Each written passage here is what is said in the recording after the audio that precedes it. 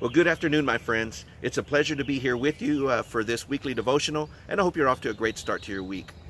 You know, in the movie The Princess Bride, there's a funny scene where one of the characters keeps using a word over and over again, the word inconceivable, until finally one of his partners looks at him and says, you keep using that word, but I don't think it means what you think it means. And it's funny, of course, but it's also true to life. I think that there's a lot of times where we use words and we really assume meanings that maybe others don't understand. And it's especially true in the Bible. I think that there are words, biblical definitions, biblical words that when we read them, we may often assume we know what it means, but when we really look at what God is telling us, it means something totally different. And one of those words is rest.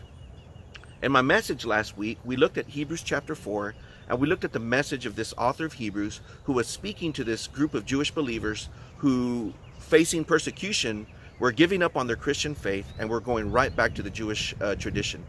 And he was looking to them and he's saying, by abandoning the promises of Christ, by abandoning Jesus now as our new high priest, now you're leaving the better for the older. You're leaving what was superior to the lesser.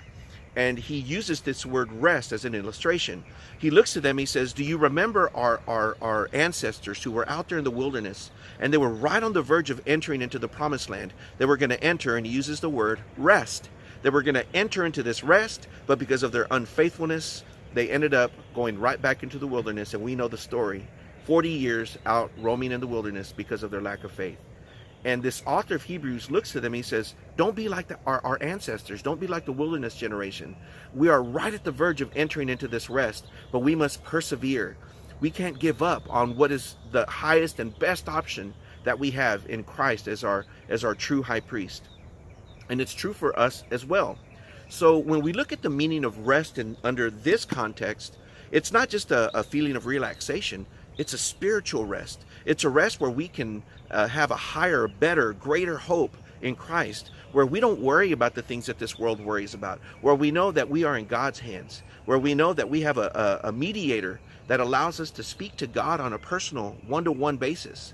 It's a rest where we can find hope for this world, the troubles and the trials and the tribulations that we face. We can find hope and rest in God. And so this afternoon, I want to ask you a question. Do you know this rest? Do you know this rest where you can take comfort and peace, knowing that God has got everything under control? Have you been worrying about things that you shouldn't worry about? Have you been trying to control things in your life that you have no control over?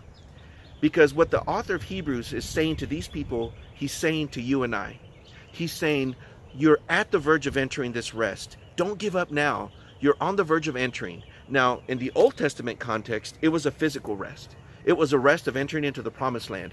No longer would they be scrounging around for food or looking for water. Now they would enter into the land flowing with milk and honey. They could lay the foundations of their homes, no longer living in tents.